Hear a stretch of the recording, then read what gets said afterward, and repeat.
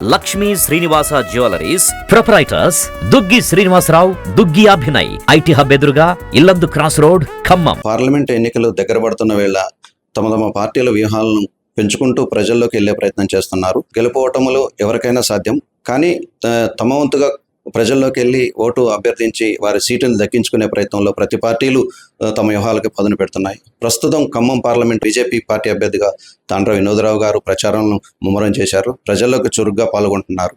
వారి గెలుపు కోసం ప్రతి ఓటర్ని కలిసే ప్రయత్నం చేస్తున్నారు. ప్రస్తుతం మనతో ఉన్నారు. వారిని అడిగి వారి విధి విధానాలు ఎలా ఉన్నాయి, ప్రజల్లోకి వెళ్ళినప్పుడు వాళ్ళ నుంచి రెస్పాన్స్ ఏ విధంగా ఉంది, మీరు గెలుపు ఎలా ఉండబోతుంది అనే విషయం ప్రస్తుతం తాండ్ర వినోదరావు గారు మనతో ఉన్నారు. వారిని అడిగి తెలుసుకునే ప్రయత్నం చేద్దాం. ప్రస్తుతం బీజేపీ పార్టీ నుంచి మోడీ గారు 2 సార్లు ప్రధానమంత్రి అయ్యారు. 3వసారి గెలిచే అవకాశాలు ఎంతవరకు ఉన్నాయంటారు? ఈరోజు గెలుస్తారా గెలవరా అనేది అది పాత అంశం అయిపోయింది.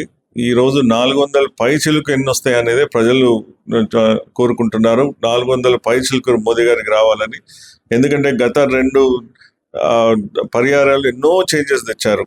ఇంకా ఇప్పుడు 400 మెజార్టీ కనుక వస్తే ఇంకా అవసరమైన దేశ సురక్షిత కోసం, దేశ అభివృద్ధి కోసం చాలా చట్టాలు తేవాల్సి ఉంది.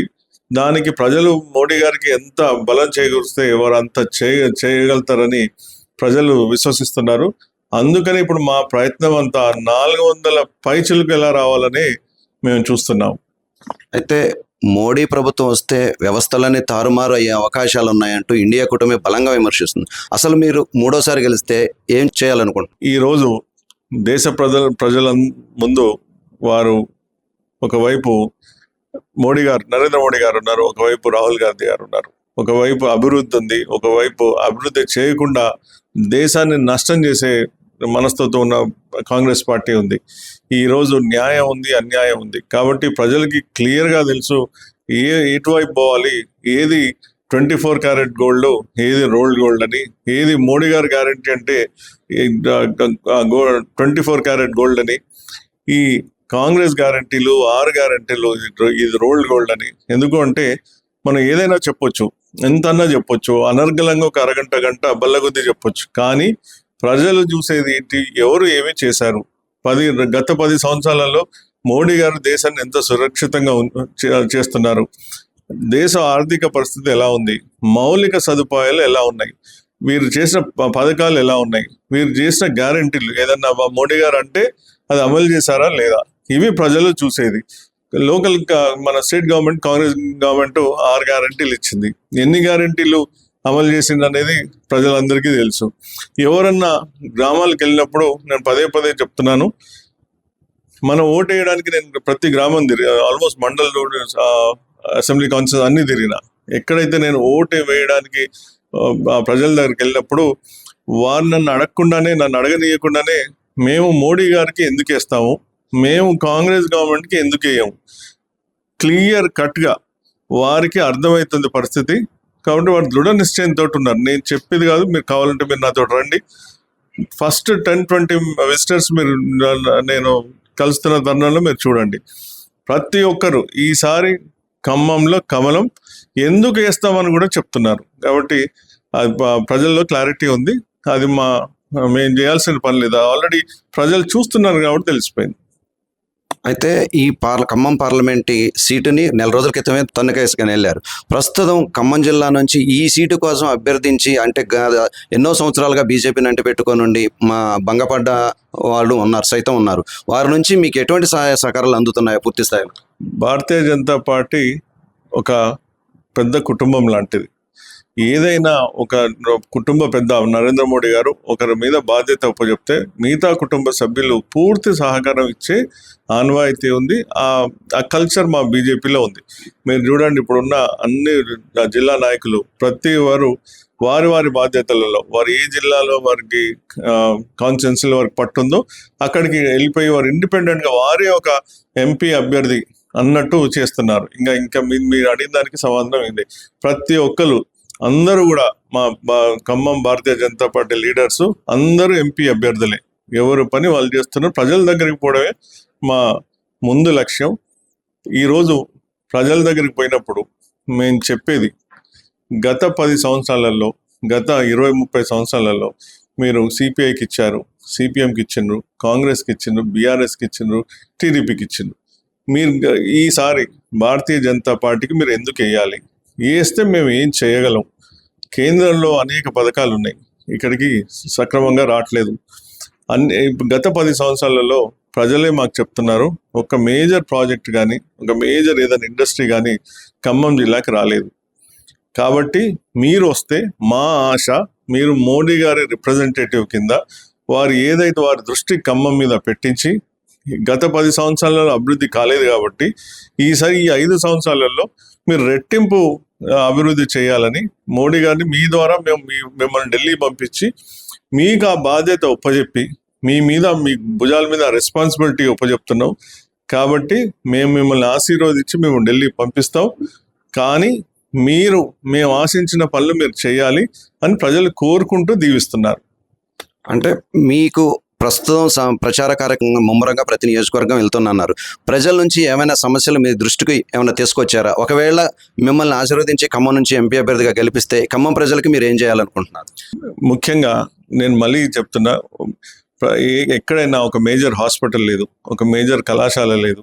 వాళ్ళు వెళ్ళినప్పుడు ప్రజలు ఒకటే చెప్తున్నారు, ఏదైతే కేంద్ర పథకాలు ఉన్నాయో అవి సక్రమంగా మా వారికి రావట్లేదు. కొత్త రేషన్ కార్డ్స్ రావట్లేదు, పనికి ఆహార పథకం ఇంకా మాకు మొత్తం విస్తరించలేదు, ఇంకా అనేక స్కీమ్స్ ఉన్నాయి అవి మాకు రాలేదు.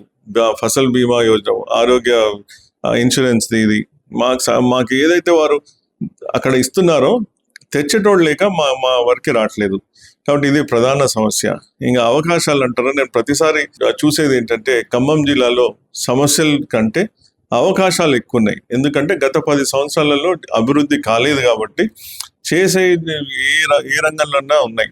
ఇప్పుడు పామాయిల్ బోర్డు ఉంది, పామాయిల్ బోర్డు అవసరం. ఇక్కడ సత్తుపల్లి లాంటి దాంట్లో 1000 ఎకరాలు పామాయిల్ బోర్డు ఉంది. రైతు సమస్యలు ప్రధానంగా ఉన్నాయి. ఇప్పుడు కెమికల్ అగ్రికల్చర్ ఉంది, దానివల్ల భూమి పాడవుతుంది. ఆర్గానిక్ అగ్రికల్చర్, సేంద్రియ వ్యవసాయం అనేది ఇప్పుడు అవసరం. మరి ఎక్కడ ఉంది రైతులకి? సేంద్రియ ప్రోడక్ట్స్, ఫర్టిలైజర్స్ కానివ్వండి, ఎరువులు కానివ్వండి, పెస్టిసైడ్స్ కానివ్వండి, నాన్ కెమికల్ ఎక్కడ అందుబాటులో ఉన్నాయి? చాలా ల్యాబ్స్ అవసరం. నేను గత 10 సంవత్సరాలలో కృషి విజ్ఞాన కేంద్రానికి నేను చైర్మన్ కూడా చేశాను. అది ప్రధానంగా రైతులకు ఉద్దేశించిన సెంట్రల్ గవర్నమెంట్ ఇన్స్టిట్యూట్ నర్సాపూర్లో. మాది ఇన్స్టిట్యూట్ దేశంలోనే కేవీకేలలో కంప్లీట్ 100% ఆర్గానిక్ క్యాంపస్ అది. కాబట్టి దాని మీద నాకు అవగాహన ఉంది. రైతుల సమస్యల మీద నేను కూడా రైతు బిడ్డనే. మా స్వగ్రామంలో మాకు కూడా ఇప్పటికీ నేను వ్యవసాయం చేపిస్తూ ఉంటా. కాబట్టి ఆ సెంట్రల్ ఫోకస్ ఏం చెయ్యాలి అనేది మాకు కంప్లీట్గా ఉంది. నేను ఇక్కడ పెరిగినా, ఇక్కడ చదువుకున్నా కాబట్టి ఇక్కడ లోకల్ సమస్యలు నాకు ఐడియా ఉంది. ఇవాళ ఇన్ఫ్రాస్ట్రక్చర్ హబ్ అనేది లేదు, ఎంటర్ప్రెన్యూర్స్ హబ్. మీరు SEZ ఒకటి ఉంది అంటే దానికి ఇంకో ఏది లేదు కదా, అసలు అన్నీ కావాలి ఇక్కడ. కాబట్టి IIT, IIM ఏదన్నా ఒక ఉందా? డిఫెన్స్ దానికి ట్రైనింగ్ ఇన్స్టిట్యూట్స్ ఏమైనా ఉన్నాయా?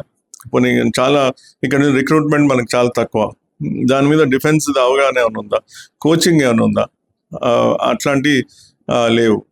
పారామెడికల్ యూనిట్స్ చాలా దేశంలో ఎక్కడైనా కావాలి. ఇంకా ట్రైనింగ్ ఇన్స్టిట్యూట్స్ ఏమైనా ఉన్నాయా? అవి లేవు. CISF ఏమైనా రిక్రూట్మెంట్కి అవకాశాలకి ఏమన్నా దాని మీద డెవలప్మెంట్ ఉందా? సో ఇవన్నీ చూస్తే ప్రాసెసింగ్ యూనిట్, ఇప్పుడు పామాయిల్ ఉంది, పామాయిల్కి ప్రాసెసింగ్ యూనిట్స్ కావాలి. మరి ఎక్కడ ఉన్నాయి? సూర్యాపేట, మరి సత్తుపల్లిలో దాని చుట్టూ అన్ని 1000 ఎకరాలు ఉంది కదా, మరి ప్రాసెసింగ్ యూనిట్ ఏమైనా ఉందా? సో ఇట్లాంటి ప్రతి కాన్స్టిట్యుయెన్సీకి చాలా సమస్యలు ఉన్నాయి. అవన్నీ మా దృష్టికి వస్తున్నాయి. అవన్నీ కూడా మేము చేయదలుచుకున్నాం. స్పెషల్లీ మన కల్చర్, మన ఇన్ఫ్రాస్ట్రక్చర్, మన ఎంప్లాయ్మెంట్, ఈ మూడింటి మీద నా దృష్టి ఉంది. ఈ ఇన్ఫ్రాస్ట్రక్చర్లో కూడా ఇప్పుడు అడగకుండానే 12,000 కోట్లు పెట్టి రోడ్స్ అన్నీ చేశారు. ఇంకా సర్వీస్ రోడ్స్ ఉన్నాయి. ఇప్పుడు గ్రీన్ ఫీల్డ్ హైవే ఉంది, దానికి సర్వీస్ రోడ్ కావాలని చాలా మంది అంటున్నారు. దాని ఎగ్జిట్ పాయింట్స్ లేవు. మీరు ల్యాండ్ అక్విజిషన్ చేశారు, కానీ ఆ ఊరు నుంచి ఆ ఊరికి ఎగ్జిట్, ముఖ్యమైన ఊర్లకి ఎగ్జిట్ లేదు. ఫర్ ఎగ్జాంపుల్ ఖమ్మం దగ్గర ఖమ్మం ఎగ్జిట్కే లేదు. మీరు అండర్ పాస్ ఇచ్చారు, 8.5 మీటర్స్, 8.5 ఫీట్కి ఇచ్చిండ్రు. అది దాని నుంచి ఇటు నుంచి అటు కట్ అయిపోయింది. కాబట్టి సర్వీస్ రోడ్స్ ఉండాలి. ఇదంతా ఏంటి అంటే లోకల్ రిప్రజెంటేటివ్స్ ఎవరైతే లీడర్స్ ఉన్నారో అది కేంద్రం దృష్టికి తీసుకెళ్ళాలి. ఎప్పుడైతే ఆ గ్రీన్ ఫీల్డ్ హైవే ఫామ్ అవుతుందో దాని మీద దృష్టి పెట్టి మరి దీని హైట్ ఎంత, ఇటు నుంచి అటు పోతా ఉంటే డీసీఎంస్ కానీ ఇంకా పెద్ద వెహికల్స్ కానీ పోకపోతే మరి అటు ప్రజలకి ఇటు ప్రజలకి లింక్ కట్ అయిపోతుంది. ఇవన్నీ ప్లానింగ్లో ఉన్న ఇష్యూస్. ఎవరన్నా చిత్తశుద్ధితోటి రిప్రజెంటేటివ్స్ కూర్చొని సలహాలు ఇస్తే చేసే ప్రభుత్వం ఇది. కాబట్టి ఇట్లాంటి మైన్యూట్ డీటెయిల్స్లోకి పోతే నాకు 1 గంట 2 గంటలు పడుతుంది మీకు చెప్పాలంటే. కాబట్టి బేసిక్గా ప్లానింగ్ మీద ఉన్నప్పుడు లీడర్స్ అవగాహన ఉండాలి. ఈరోజు ఇండస్ట్రీస్ ఉన్నాయి, లేకపోతే ల్యాబ్స్ ఉన్నాయి. దాని మీద నాకు 10 సంవత్సరాల నుంచి ఎక్స్పీరియన్స్ ఉంది. నేను ట్రైబల్ డెవలప్మెంట్ మీద చేసిన, ఉమెన్ ఎంటర్ప్రెన్యూర్ చేసిన, స్లమ్ ఎడ్యుకేషన్ మీద చేసిన, సిఎస్ఆర్ ఫండ్స్ ఎట్లా కావాలో నాకు ఐడియా ఉంది. సెంట్రల్ నుంచి పథకాలు తేవాలంటే దాన్ని ఎట్లా అప్లై చేయాలనే అవగాహన ఉండాలి. కాబట్టి ఇవన్నీ ఉంటే సమగ్రంగా డెవలప్మెంట్ జరుగుతుంది. ఇది ఇక్కడ ఉన్నటువంటి పరిస్థితి. సారు ఈ ఖమ్మం పార్లమెంట్ అభ్యర్థిగా నన్ను గెలిపిస్తే మన రైతు వారి కుటుంబాలకి సేంద్రియ ఎరువులకు సంబంధించి వారికి అవగాహన ఉంది, మాకు వాటికి సంబంధించి రైతులకు అందించే ప్రయత్నం చేస్తాం. అదేవిధంగా రైతులు పండించే పామాయిల్ పంటకి ప్రాసెసింగ్ యూనిట్ కూడా లేదు. అటువంటి వాటికి రైతులకి ఏర్పాటు చేసి రైతులకు మేలు చేసే అవకాశం ఉంటుంది. కేంద్రం నుంచి వచ్చే పథకాలు కూడా ఇక్కడ రాష్ట్ర ప్రభుత్వం ఏదైతే వేరే ప్రభుత్వాలు ఉన్నాయో వారు సరిగ్గా ప్రజల్లోకి తీసుకెళ్లట్లేదు అంటున్నారు. అదే మరుగుదొడ్లు కావచ్చు, రోడ్లు కావచ్చు, అనేక రకాల పథకాలు రైతులకు ఇచ్చే స్కీములు కావచ్చు, అనేక రకాల పథకాలు రైతులు అందరికీ తెలంగాణ ప్రజలకు అందట్లేదంటూ వారు చెప్తున్నారు. నన్ను పార్లమెంట్ అభ్యర్థిగా ఖమ్మం నుంచి గెలిపిస్తే నేను కేంద్రం నుంచి ప్రతి పథకాన్ని కూడా ప్రజల్లోకి చేరేటట్టు ప్రయత్నం చేస్తానంటూ వారు చెప్తున్నారు.